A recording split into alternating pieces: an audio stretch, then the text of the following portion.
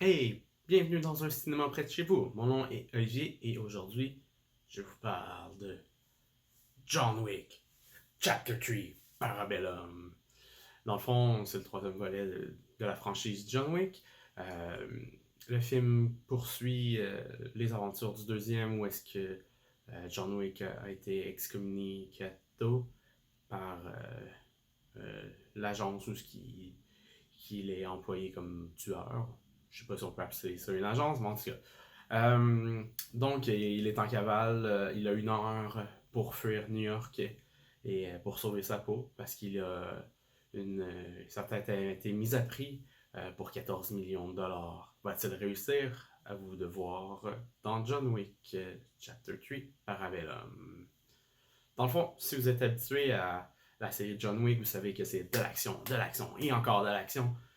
Cette fois-ci, c'est encore plein d'action, mais j'ai l'impression qu'il y avait plus de scènes de combat de corps à corps que de fusillade. Même s'il y a quand même beaucoup de balles tirées, beaucoup de personnes mortes, beaucoup de cadavres. Mais tout ça, les combats corps à corps donnent une espèce d'impression de violence gratuite encore plus présente dans le film. Même des fois c'est douloureux à voir tellement que c'est pas quelque chose qu'on veut souffrir et mourir comme ça. C'est pas de la torture comme certains films d'horreur peuvent proposer, mais il y a des scènes assez quand même délicates où est-ce que ça semble être douloureux. Mais dans le fond, tout ça pour dire que c'est de l'action, encore de l'action. Certaines scènes d'action reprennent un peu le pattern qu'il y avait dans les deux premiers. Il y a surtout une scène plutôt vers la fin du film qui ressemble à une qu'on a pu voir dans un des précédents John Wick.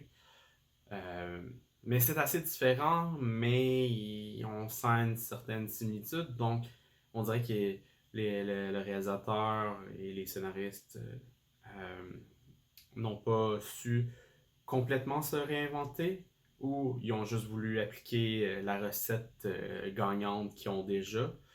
Euh, c'est à voir. Mais bon, si on fait abstraction de tout ça, l'histoire est intéressante. Quoiqu'elle me semble plus étoffée que celle dans le deuxième. Euh, mais on s'entend que la série John Wick, on l'écoute pas pour son histoire, mais pour son action et ses cascades périlleuses. Un côté positif de l'histoire et des scènes d'action, c'est un côté rafraîchissant. John Wick se retrouve avec des alliés. Ces alliés, je ne veux pas vous en dévoiler trop, mais au moins, on sent que c'est plus un one-man army, c'est un one-man army avec quelques alliés, mais au moins les scènes d'action apportent quelque chose de différent des deux premiers volets. Il y a encore une bonne touche d'humour, donc ce qui allège un peu les scènes d'action trop violentes, tout ça, mais au moins tout ça fait que ça fait un bel équilibre dans tout le fil narratif qui est John Wick 3.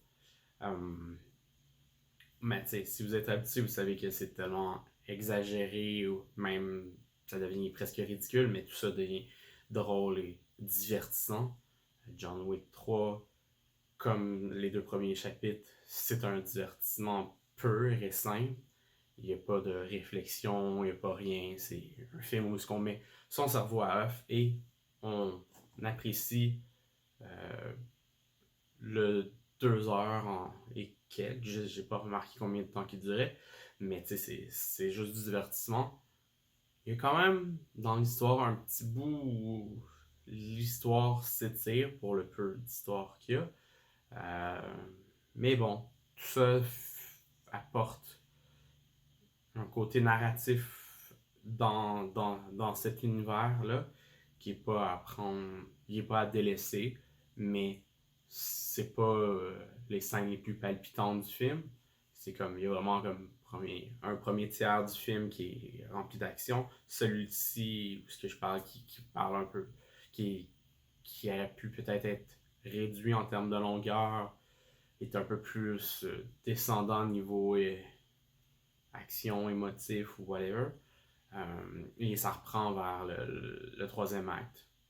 Donc, tout ça pour dire que John Wick 3 sort le 17 mai au Québec. Pour moi, c'est un film à aller voir au cinéma. Très divertissant, plein d'action. Vous aimez les films d'action, c'est sûr que vous allez adorer John Wick.